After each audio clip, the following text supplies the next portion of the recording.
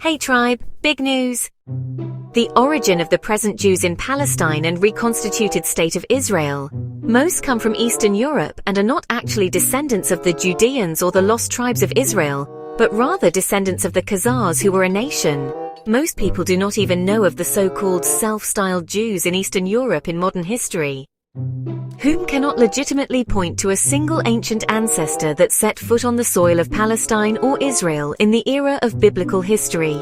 Research also revealed that the so-called or self-styled Jews in Eastern Europe were never Semites and are actually not of Semitic descent, so they cannot be regarded as Semites. A secret for countless generations, to keep the origin and the history of the Khazars and the Khazar kingdom out of the history textbooks and out of classroom courses in history throughout the world.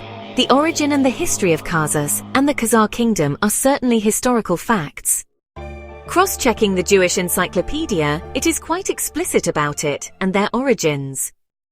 This was the Khazar kingdom of the Black Sea, the hidden Afro-Byzantine Empire, Persia, and the kingdom of the Khazars. It was a massive kingdom. Now let's look at some of this interesting history. The Khazars were an Asiatic nation, and the Jewish Encyclopedia states Persian origin that converted to Talmudic Judaism.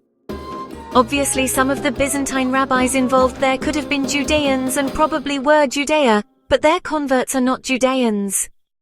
And they had conquered a vast area of Eastern Europe, which was in turn later conquered by the Russians in the 10th and 13th century. So that is why there are so many Russian Jews. Have you ever thought where they came from? Did they escape from Palestine? Were they the lost 10 tribes? Did they immigrate to Russia? No. This is a totally different nation that accepted Talmudic Judaism. King Bulan, 7th century, decided against Christianity, Islam and Talmud Buddhism to choose converted Judaism.